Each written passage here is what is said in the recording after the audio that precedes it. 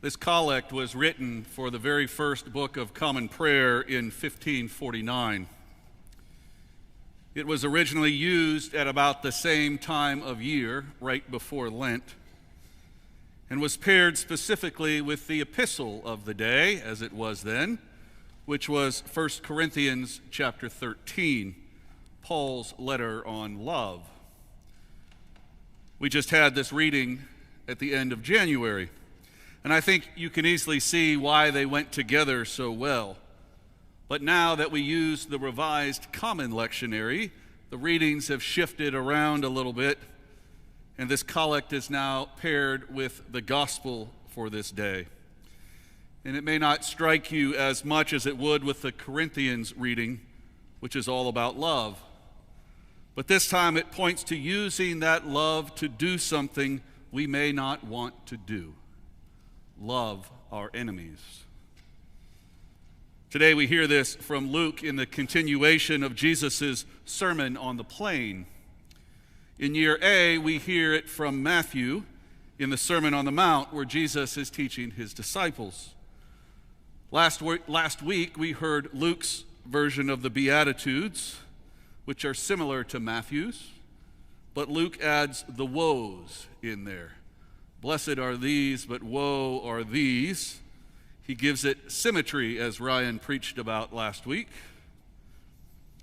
In Matthew, Jesus then goes on to make comparisons, saying, "You have heard it said," and then adds whatever that may be, and then Jesus will say, "But I say," and then he gives them a different teaching on this.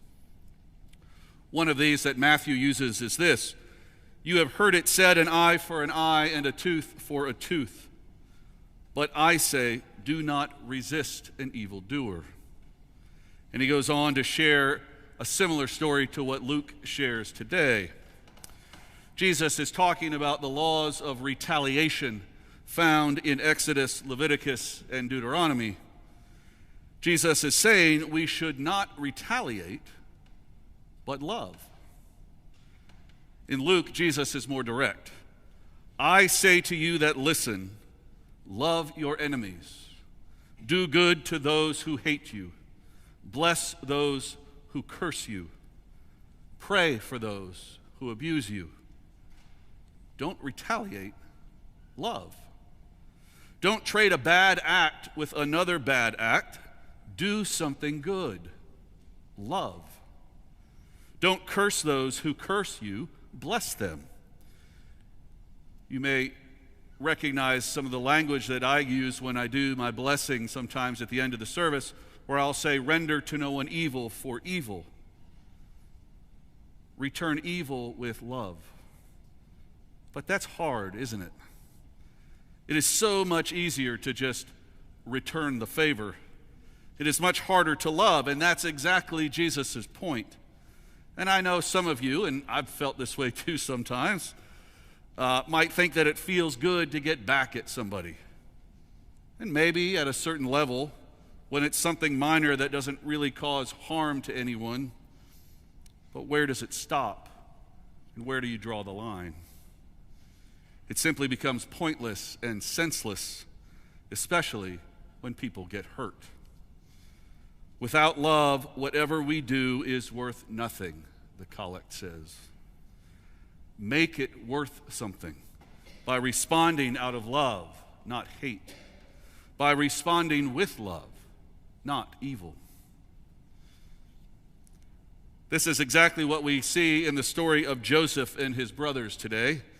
Here is a story where you might think Joseph has every right to lash out at his brothers and gain revenge for what they did to him. And remember the story. They were angry at him because they felt he was saying that he was better than all of them were. Remember, he shares the dream he has of the sheaves of wheat all bowing down to his wheat, which is really about what happens later when he feeds them, isn't it? They were jealous of him because they felt that their father loved him the best when he gives Joseph that coat, sometimes called a coat of many colors, but literally means the coat of long sleeves. And if you wore a coat with long sleeves in the fields, that meant you couldn't work.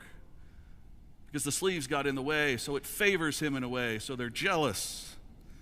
And so what do? They capture him, they throw him into a deep hole, and they sell him into slavery in Egypt.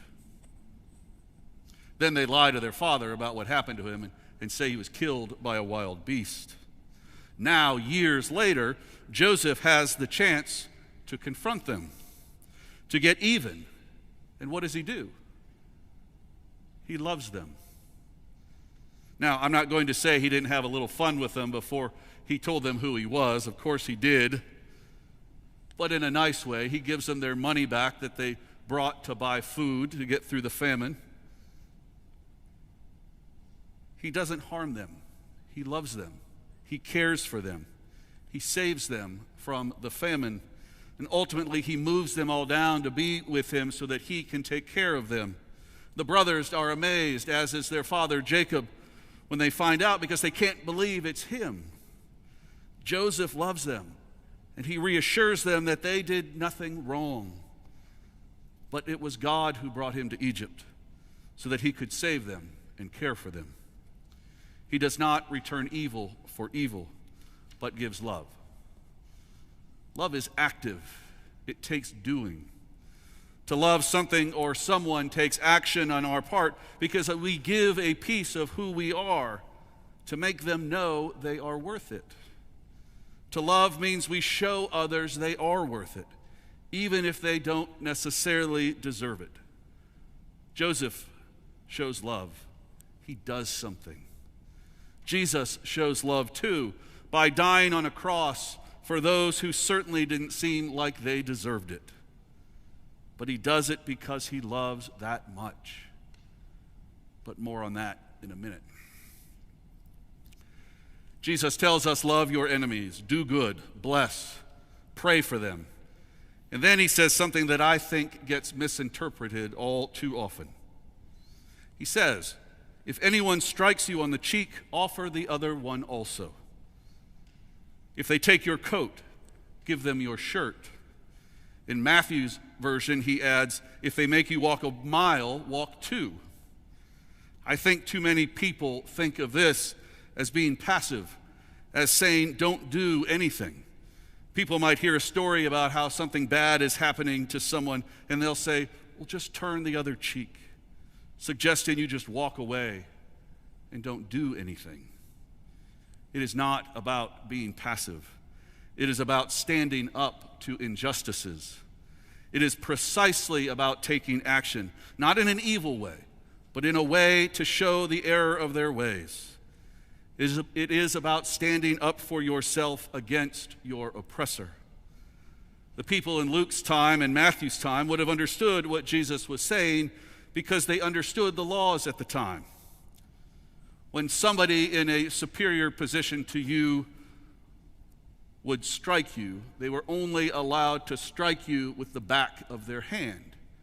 If they struck you with the front of their hand, that was considered battery, and it was against the law. So if you had just been struck on the cheek with a backhanded slap, offering the other cheek meant they would have to swing forward to strike you, and that would break the law. By turning the other cheek, you are literally forcing their hand. It's the same idea with giving your coat and shirt. If someone sued you and took you to court, they could take your coat, but they couldn't take your shirt because it was illegal to take away someone's last garment. That would mean they would be standing there naked. And someone could force you to carry their goods 1 mile, but no more. So by going 2 miles, again, you are forcing them to break the law. Jesus is not saying to be passive when it comes to those who oppress others, but be active in standing up to injustice. You are not returning evil for evil. You are loving them by showing them the error of their ways and hopefully helping them to realize their need to change their ways and to stop their injustices. But now I want to be clear about something. That word abuse can bring up so many different things to people.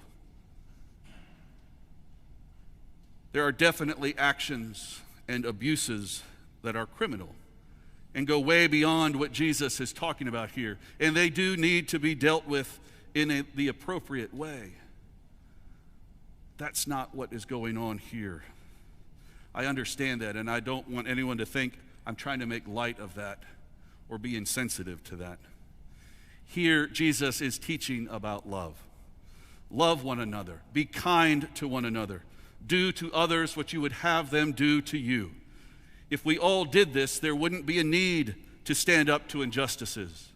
There wouldn't be a need to fight oppression. If we simply loved one another, imagine how the world would be a different place, a better place. So what's stopping us? What's keeping us from hearing the words of Jesus and doing what he says? Love your enemies just like you would love your neighbors. And it builds from there. If you are loving, then there is no room to judge, no room to condemn, no room to not forgive others. Give, and it will be given back. Jesus doesn't just teach these things to the disciples and others, he does them as well. He lives them out in his own death on the cross. He doesn't judge those who crucified him. He doesn't condemn them. He forgives them. He loves them. He shows the greatest love of all because he gives himself literally so that we might understand that love and learn to actively show that love to others, even our enemies. Hearing this gospel passage reminds me of a portion of the prayer attributed to St. Francis, where it says, "For it is in giving that we receive, it is in pardoning that we are pardoned, and it is in dying that we are born to eternal life." This is precisely Paul's point in the epistle today. In dying, we are born to new life in the resurrection. Jesus dies so that we might know love. Jesus teaches us, even today, to understand this, that in loving, we conquer evil. But it's still hard. Jesus says it's easy to love those who love you back, but it is so much harder to love those who don't. But we are to love them anyway.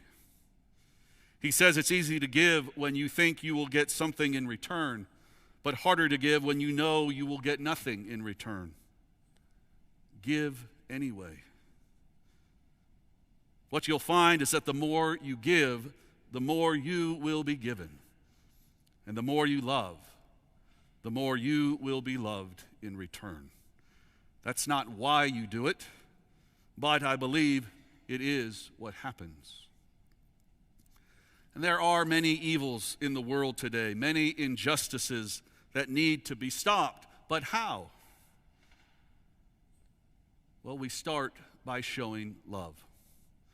We start by standing up and answering evil with love, answering hate with love, answering injustice with love. But we have to actually start. Let's start by loving, which leads to understanding, which leads to healing, which leads to peace, and so on, until all of it leads back to love. Let's start by loving. Loving ourselves, loving our neighbors, and yes, even loving our enemies. Let's start by loving, and let's start today.